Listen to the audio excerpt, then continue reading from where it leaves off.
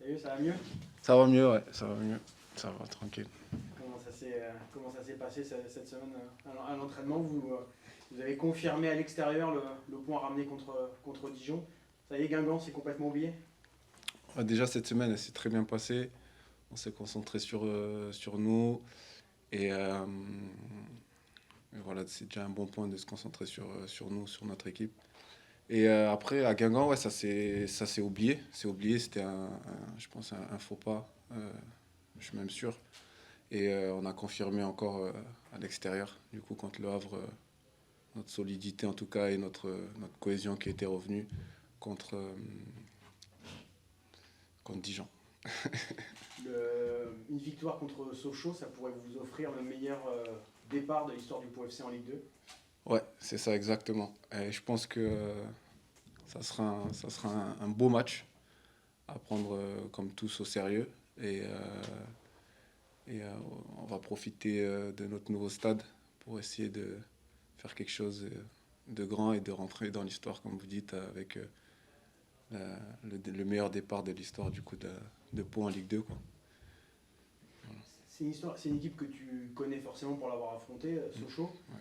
T'es surpris de la retrouver en difficulté en début de saison? Ils n'ont pas encore marqué. Ils ont perdu un coach qui avait été très important. Je suis surpris, oui et non. Après, c'est surtout eux qui doivent être déçus. Ils annonçaient ils annonçaient une saison haute en couleur, etc. Enfin, ils se voyaient déjà champions. Enfin, je sais pas s'ils se voyaient déjà champions, mais en tout cas, ils avaient des grosses ambitions. Pour l'instant, ils répondent pas à leurs ambitions. Et voilà, après, Sochaux, ça reste quand même une belle écurie, en tout cas en Ligue 2, une écurie solide. Donc, ça sera à nous d'essayer de faire notre travail sur le terrain et pour remporter le match, quoi. La solidité défensivement, vous l'avez, comme tu as dit, sur les deux derniers matchs. Mm. L'enjeu maintenant, c'est de réussir à trouver ce petit déclic offensif. Ouais, on va le trouver. Enfin, on l'a déjà trouvé au Havre. On a réussi quand même à marquer notre premier but de la saison. Donc après, le déclic, ça va être de le marquer en premier, de le garder et de ramener ces 3 points, ces premiers 3 points. Et après, voilà, comme tu as dit, on a quand même on a une solidité défensive là, ces derniers matchs.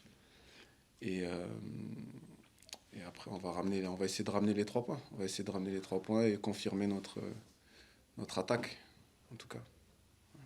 La concurrence monte encore d'un cran devant, par exemple, avec Ouais. l'arrivée de Yatara. Il y avait Ouais. Charles déjà qui était arrivé aussi il y a 10 jours. Mm. Didier nous dit qu'il insistait vraiment sur cette notion-là de concurrence. Comment ça se traduit à l'entraînement?